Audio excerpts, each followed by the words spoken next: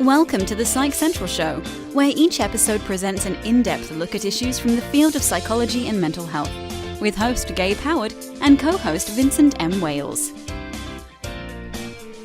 Welcome to this week's episode of the Psych Central Show podcast. My name is Gabe Howard, and I'm here with my fellow host, Vincent M. Wales.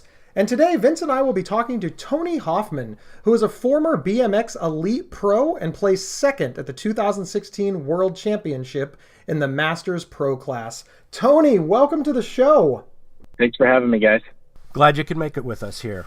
You know, Tony, what you've accomplished is pretty incredible. I mean, I think anybody would be very proud to have achieved the things that you have. What makes your accomplishments so fascinating, especially for our show, is what your life was like prior to that. Can you tell us about it? Yeah, the foundation of me being a speaker is obviously my past life. You know, I was on the cover of a magazine at 18 years old. I was endorsed by gigantic action sports corporations like Fox Racing, Airwalk Shoes, Spy Sunglasses. I was ranked number one in the country my senior year going into the final race. And a lot of people at that time would have said or assumed that I was going to be an extremely successful person in racing BMX, and that's not quite what ended up happening. About that same time, 18 years old, I started smoking weed and drinking alcohol, much like many other people that I was going to school with. What I didn't know at that time when I started smoking weed and drinking was that I was going to be one of many addicts in my group of friends that would not be able to control their drug use. And it would escalate from marijuana and drinking to use of cocaine. And then finally, the one that became, kind of my doomsday drug was the introduction of prescription painkillers, specifically Oxycontin. Started at 18 years old. By the time I was 21 years old, I committed a home invasion armed robbery and robbed a family friend. I robbed his parents in their home for their Oxycontin prescription that they had. I was basically what I call people a pharmaceutical junkie. I had no idea that the stuff that came out of the orange bottle was the same stuff that came from the cartel. It was just packaged different. And because it was packaged different, I automatically assumed that it was okay. But, I didn't go to prison after that robbery. My parents spent a bunch of money on an attorney after I was finally apprehended for that crime. And it kept me out of prison. I wasn't aware of all the things I was going to need to do to actually get clean and sober, stay clean and sober. And within 2 years of that moment, I was completely homeless. And when I say homeless, I don't mean that I was couch surfing. I got a couch if I was lucky. Slept in dirt fields, slept behind dumpsters, pushed shopping carts. And on January 21st, 2007, I had a spiritual experience that changed the course of my life. On January 22nd, I was arrested and I was sentenced to 4.5 years in prison 30 days later. And that's where I chose to rebuild my life, to set myself on a path to accomplish the things that I've accomplished today. Wow. That's a lot. There's several questions that spring to mind, so we'll just kind of take them in order. But the first one is do you think that all of the pressure that you were under at such a young age contributed to this? And I know you're not looking for excuses, but I've often thought, you've got a 17, 18, 19-year-old on the cover of national magazines, and what does this do to development? I mean, I can't imagine how I at 40 would react if all of a sudden I had nationwide fame. I'm fully baked. Yeah. Well, I think there's some things that need to be stated. And one is that BMX is a niche sport. I was on the cover of the largest BMX magazine in the world, but that's nothing compared to being on an NBA type cover magazine or some of these other sports that get massive recognition. But I do believe that there was a lot of pressure starting from when I was a young kid with coaches, because they recognized that my potential as an athlete, because I wasn't just a BMX racer. What I tell people was I was a gift. I could play basketball, baseball, soccer, rollerblades, skateboards, BMX bikes, volleyball, tennis. Whatever the sport was, I was always the best. And there was a lot of pressure that came from coaches, but I don't know that they contributed to the stuff that I went through. But I do know that I didn't know how to deal with the pressure that was put on me because I didn't know how to be disciplined. I only wanted to work hard on my own terms. I kind of had the addict-isms long before I ever tried using drugs. And so I was very selfish and self-centered. I was unwilling to work on somebody else's terms. I was an uncoachable athlete. And I think that those things actually played a bigger role in my substance use issues than, say, the pressure did. I think those statements there, Tony, are very insightful. And I'm wondering, how did you come to that conclusion? This is the hardest part of an addict's journey or somebody who suffers with substance use. And that is, there has to be a portion of time in which the individual separates themselves from all distractions. I don't care if you have to cut the TV out, cut the internet out, cut the phones out, cut all of that out, and cut the busyness out of your life. This is why treatment is so important. This is why we're not even close when it comes to what real authentic treatment looks like for an individual, because insurance companies typically give us 30 to 45 days to do this. But when a person can separate themselves from all distractions, they begin to then listen to themselves or hear themselves, and they get time, which is what I did, was take this time to relive all of these situations that I went through in my life.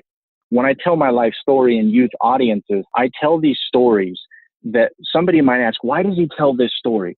The reason I tell these stories is because in my meditation work, in my self-inventory work, these moments that I speak about had a very significant role in where my life went as a result of my attitude and my choices. And so separating myself, spending time meditating and self-inventorying allowed me to relive situations and take my responsibility and hold myself accountable for the outcomes that had taken place back to when I was like in third grade. That was so important to me to understand how just even in third grade, I was making decisions, thinking certain ways, and having these isms that were producing the product that put me in prison.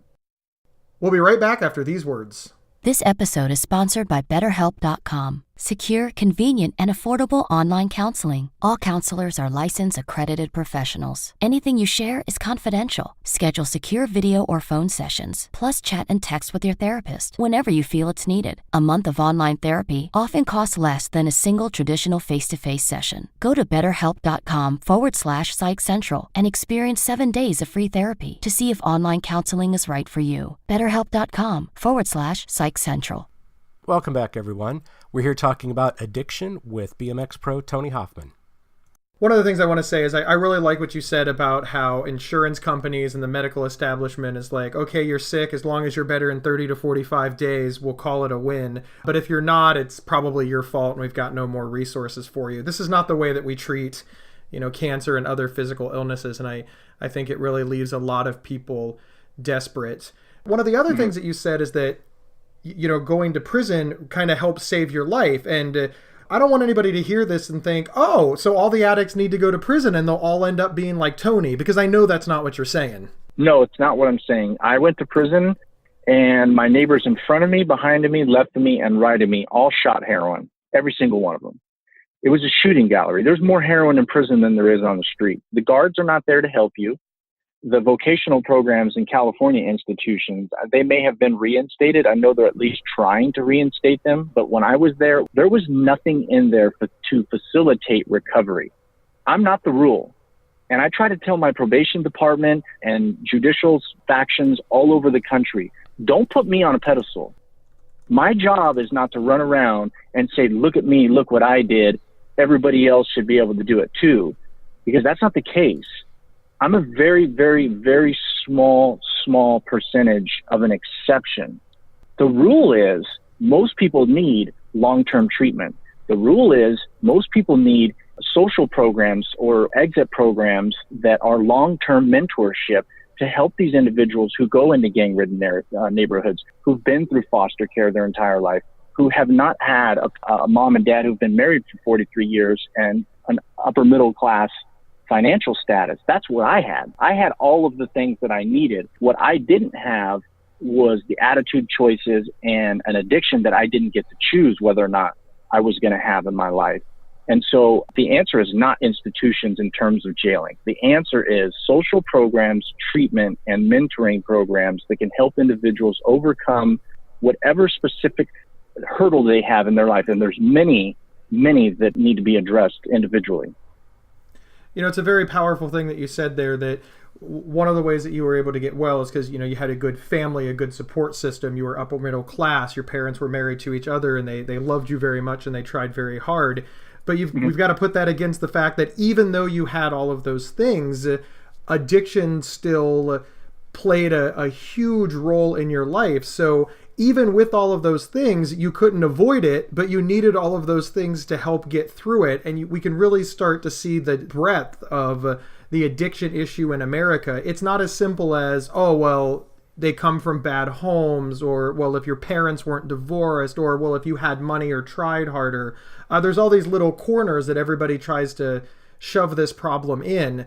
And I think that your story illustrates very well that whatever corner you have, it doesn't matter.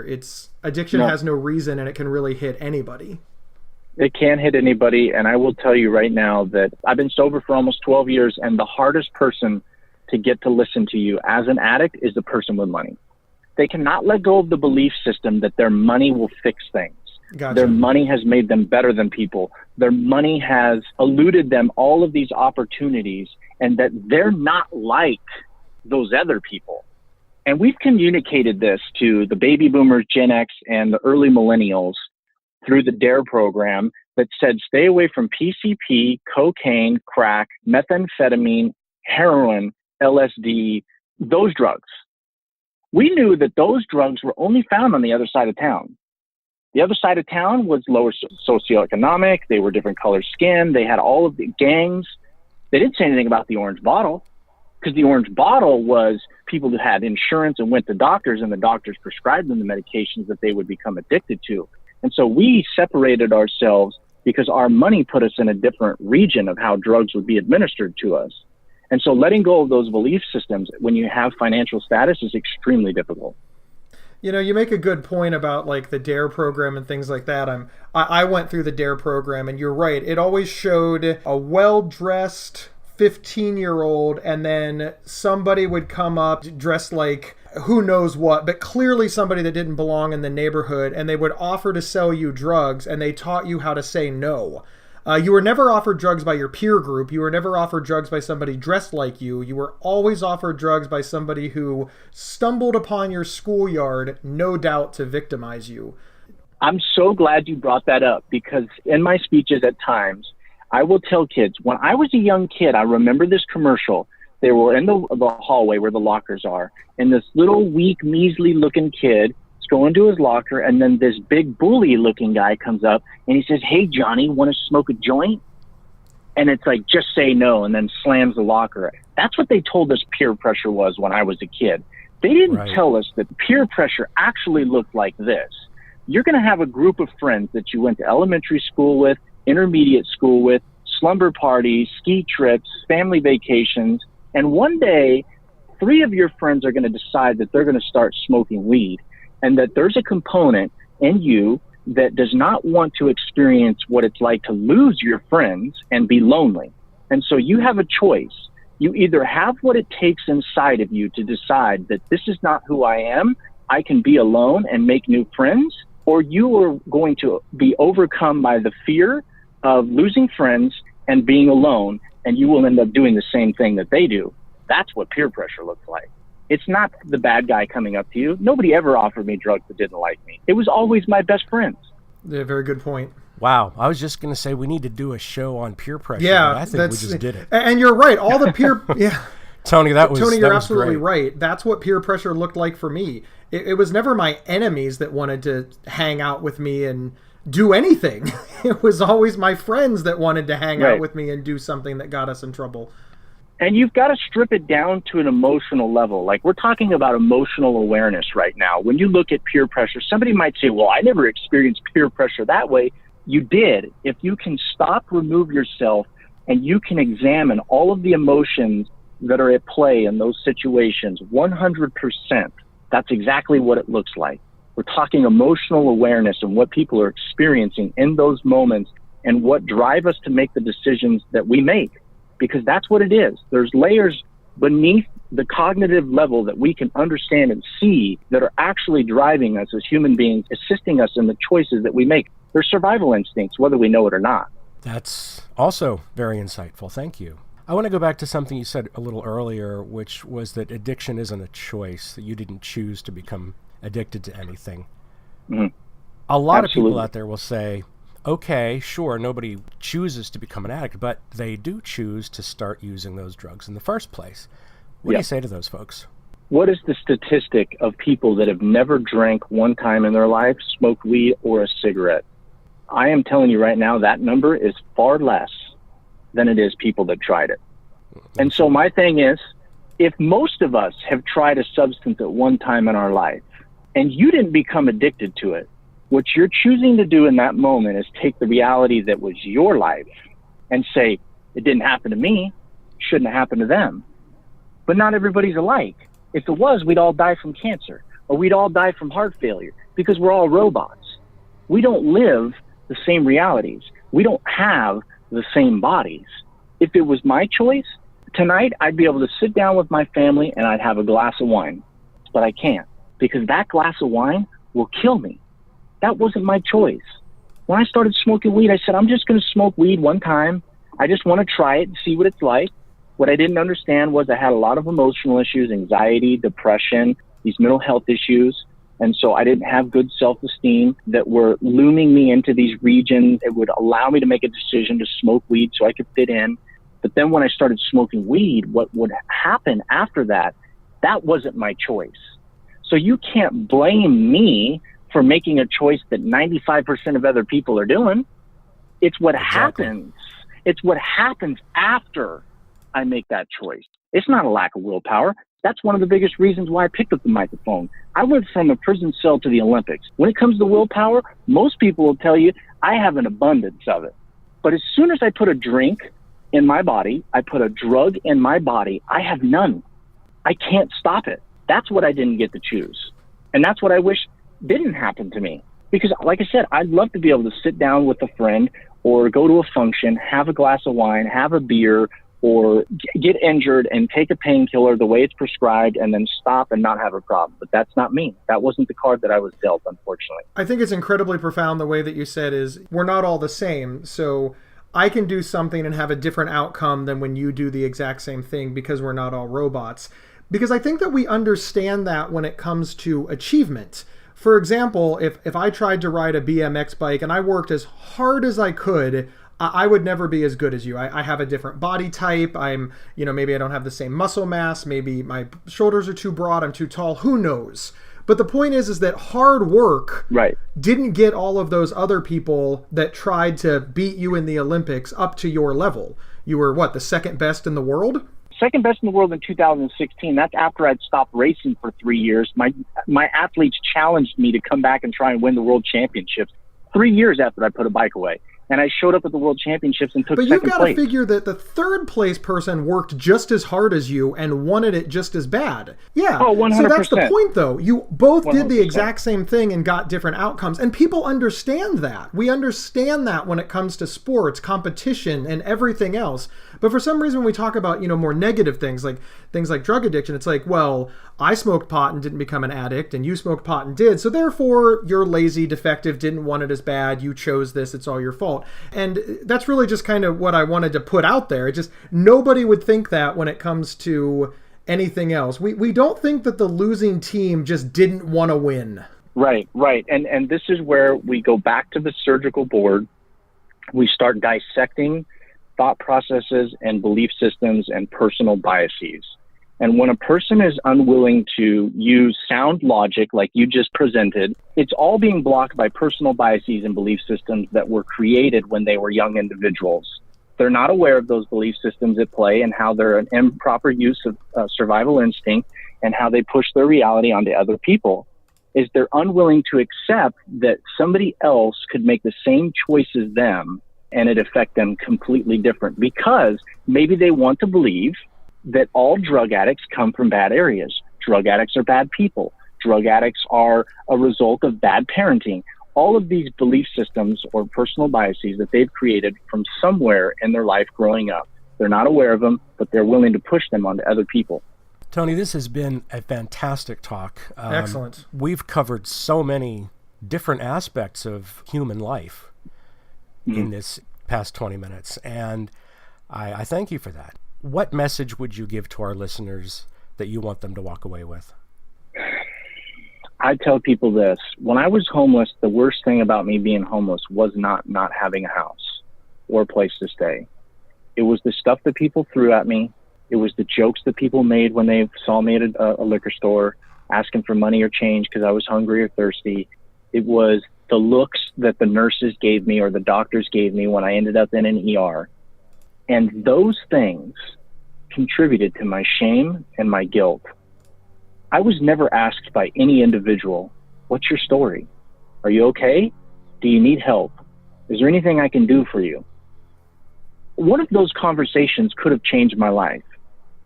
And when we see people that are struggling on the street, especially homeless, we have a big homeless problem right now across our country. Every time I see one of those individuals, I ask myself, I wonder what his or her story is.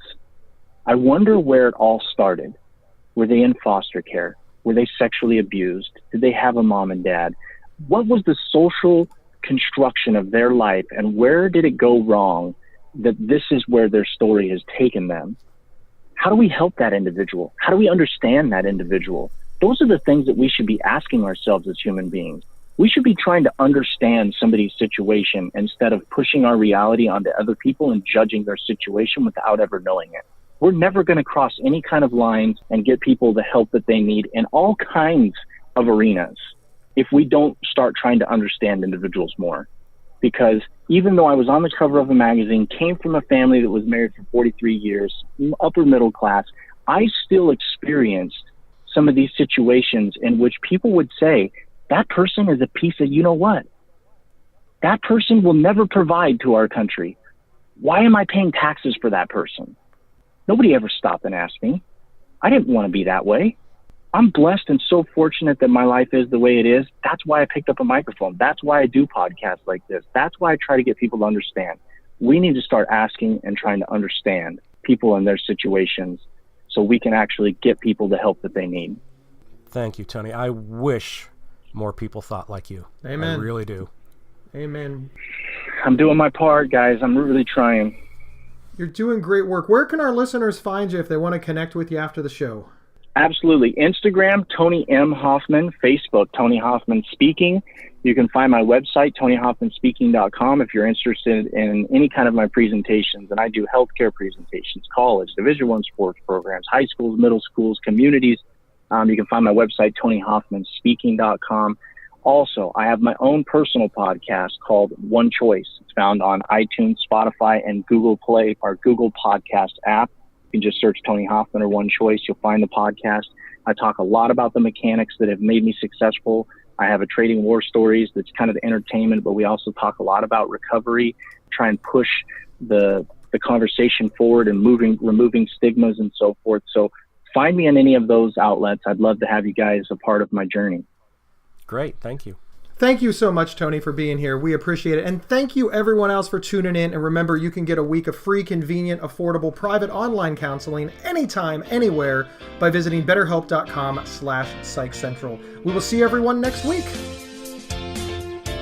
Thank you for listening to the Psych Central Show. Please rate, review, and subscribe on iTunes or wherever you found this podcast.